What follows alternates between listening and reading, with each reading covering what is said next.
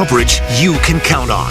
This is KSBW Action News 8. Top story at 6:30. U.S. authorities grounding all 737 MAX series jets in response to the Sunday Ethiopian Airlines crash. 157 people, including two brothers from Reading, were killed when that plane crashed just after takeoff.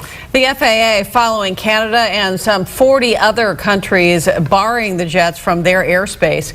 Action News reporter Sally Kidd with more on why the FAA now says the planes are no longer safe to fly.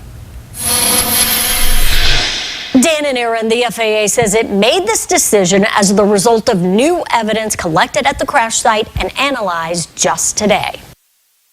We're going to be issuing an emergency order of prohibition to ground all flights. President Trump orders the grounding of all Boeing 737 MAX jets operating in the U.S. The safety of the American people and all people is our paramount concern. The FAA says new evidence gathered at the crash site of Ethiopian Airlines Flight 302, along with newly refined satellite data received this morning, prompted the decision. This after mounting pressure. We need to get to the bottom of this before we let this plane fly. They are accidents waiting to happen. Until today, the FAA and Boeing had insisted there was no reason to pull the MAX 8, even as countries around the globe grounded it. The rest of the world took action on its own, and at this point, there really wasn't much of a choice left because these aircraft were basically grounded anyway. So kind of the cost and complexity of grounding the rest of them with just the U.S. left wasn't all that high. Boeing now says it supports the move out of an abundance of caution.